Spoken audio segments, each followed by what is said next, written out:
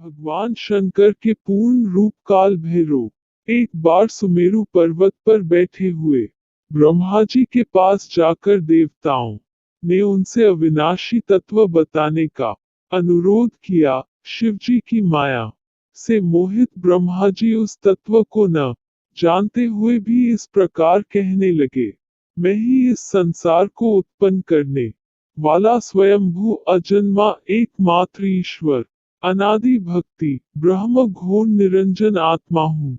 मैं ही प्रवृत्ति और निवृत्ति का मूलाधार सर्वलीन पूर्ण ब्रह्म हूँ। ब्रह्मा जी ऐसा कि पर मुनि मंडली में विद्यमान विष्णु जी ने उन्हें समझाते हुए कहा कि मेरी आज्ञा से तो तुम सृष्टि के रचयिता बने हो, मेरा अनादर करके तुम अपने प्रभुत्व की बात कैसे कर रहे हो। इस प्रकार ब्रह्मा और विष्णु अपना अपना प्रभुत्व स्थापित करने लगे और अपने पक्ष के समर्थन में शास्त्र वाक्य उद्धृत करने लगे। अंततः वेदों से पूछने का निर्णय हुआ तो स्वरूप धारण करके आए चारों वेदों ने क्रमशः अपना मत इस प्रकार प्रकट किया। ऋग्वेद जिसके भीतर समस्त भूत निहित है तथा जिससे सब कुछ प्रवृत्त होता है और जिसे परमात्मा कहा जाता है, वह एक रुद्र रूप ही है। यजुर्वेद जिसके द्वारा हम वेद भी प्रमाणित होते हैं तथा जो ईश्वर के संपूर्ण यज्ञों तथा योगों से भजन किया जाता है, सबका दृष्टा वह एक शिव ही है। सामवेद जो समस्त संसारी जनों को भरमाता है, जिसे योगी जन ढूंढते हैं और जिसकी भांति से सारा संसार प्रकाशित होता है, वे एक त्रयंबक शिव जी ही है।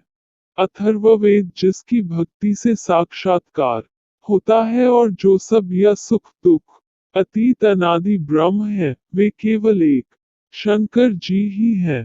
विष्णु ने वेदों के इस कथन को प्रताप बताते हुए नित्य शिवा से रमण करने वाले दिगंबर पीतवर्ण धूली धूसरित प्रेमनाथ कुवेटाधारी सर्वावेष्टित वृपनवाही निःसंग शिवजी को पर ब्रह्म मानने से इनकार कर दिया।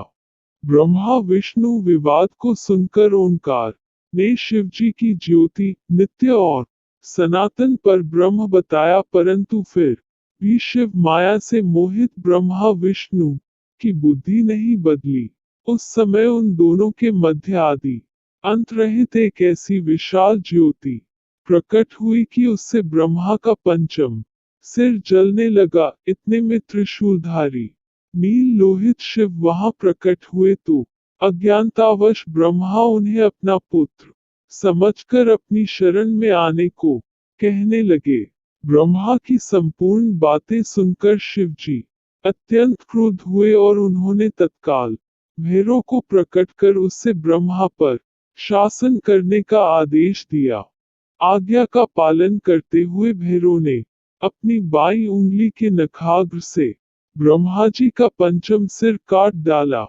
भयभीत ब्रह्मा शतरुद्री का पाठ करते हुए शिवजी के शरण हुए। ब्रह्मा और विष्णु दोनों को सत्य की प्रतीति हो गई और वे दोनों शिवजी की महिमा का गान करने लगे। यह देखकर शिवजी शांत हुए और उन दोनों को अभयदान दिया।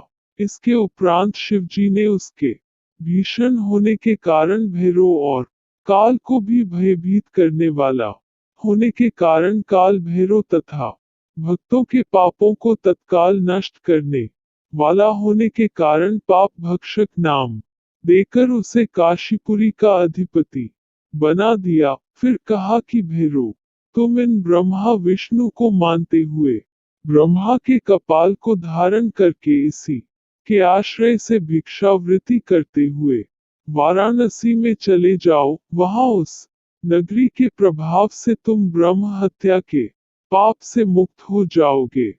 शिवजी की आज्ञा से भैरव जी हाथ में कपाल लेकर ज्यों ही काशी की ओर चले, ब्रह्म हत्या उनके पीछे पीछे हो चली।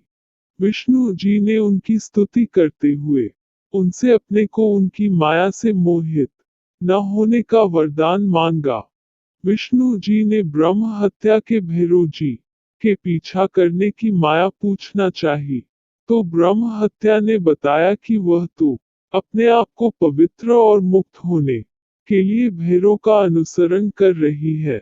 भैरव जी ज्यों ही काशी पहुंचे त्यों ही उनके हाथ से चिमटा और कपाल छूटकर पृथ्वी पर गिर गया और तब से उस स्थान का नाम कपाल मोचन तीर्थ पड़ गया। इस तीर्थ में जाकर सविधि पिंडदान और देव पितृ तर्पण करने से मनुष्य ब्रह्म हत्या के पाप से निवृत्त हो जाता है। धन्यवाद। कहानी अच्छी लगे तो चैनल को सब्सक्राइब कर